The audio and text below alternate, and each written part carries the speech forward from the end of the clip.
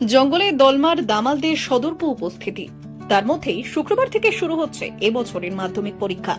আর তাই জীবনের প্রথম বড় পরীক্ষার আগে জেলার হাতিপ্রবণ এলাকাগুলির পরীক্ষার্থীদের দীর্ঘ জঙ্গল পথ পেরিয়ে নির্বিঘ্নে পরীক্ষা কেন্দ্রে পৌঁছে দিতে বিশেষ উদ্যোগ নিল বন দপ্তর। ওই সমস্ত এলাকাগুলিতে যেমন বনকর্মীদের টহল থাকবে, তেমনি বিভিন্ন গ্রাম থেকে পরীক্ষার্থীদের গাড়িতে করে পরীক্ষা কেন্দ্রে নিয়ে যাওয়া ও পরীক্ষা শেষে তাদের বাড়িতে পৌঁছে দেওয়ার ব্যবস্থাও করছে বন দপ্তর।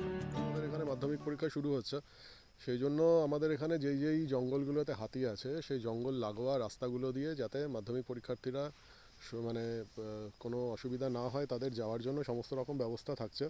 যেই জঙ্গলগুলো আছে তার পাশে ড্রপ গেটের ব্যবস্থা করা হয়েছে। এছাড়াও আমরা যারা গার্জেন আছেন তাদেরকে নিয়ে একটা হোয়াটসঅ্যাপ গ্রুপ খোলা হয়েছে, সবাইকে তাতে অ্যাড করা হচ্ছে এবং যাতে রিয়েল টাইম ইনফরমেশনটা তারা পান যে হাতি কোথায় আছে এবং কোন রাস্তাগুলো এখন সেফ না যাওয়ার জন্য। এবছর জেলায় মোট পরীক্ষার্থী 12,975 জন, ছাত্রী 6,933 জন, ছাত্র 6,042 জন। Total venue 38, main venue 15, sub venue 23। Bus owners association এবার পরীক্ষার্থীদের পাশে থাকার লক্ষ্যে তাদের আসা যাওয়া নিখরচার ব্যবস্থা করেছেন।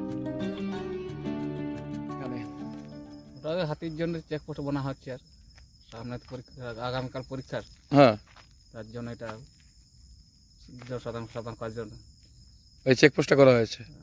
এটা কতদিন থাকবে এই চেকপোস্টটা? এখন যতদিন হাতে হবে ততদিন থাকবে। গত বছর জলপাইগুড়ির রাজগঞ্জ ব্লকের মান্তাতারি গ্রাম পঞ্চায়েতের মহারাজঘাট এলাকায় হাতির হানায় মৃত্যু হয় এক মাধ্যমিক পরীক্ষার্থীর। দুঃখ প্রকাশ করেছিলেন মুখ্যমন্ত্রী মমতা বন্দ্যোপাধ্যায়। সেই ঘটনার এবার যাতে পুনরাবৃত্তি না ঘটে, পরীক্ষার্থীদের জন্য নেওয়া হচ্ছে একাধিক সুরক্ষা ব্যবস্থা। এখানে হাতি আসা যাওয়া করে, তারপরে সামনে মাধ্যমিক পরীক্ষার জন্য এখানে বন দপ্তর থেকে রাস্তা জাম করা হয়েছে আর কি, এবং শিয়াকুল কাটা দিয়ে তার দিয়ে যেমন মানুষজন এটা দিয়ে না আসা যাওয়া করে।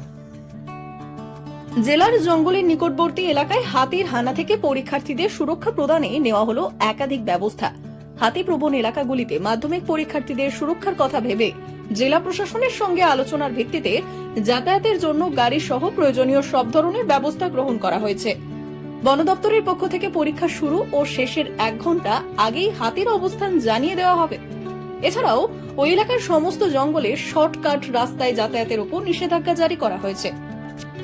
ব্যুরো রিপোর্ট, আজকের ঝাড়গ্রাম।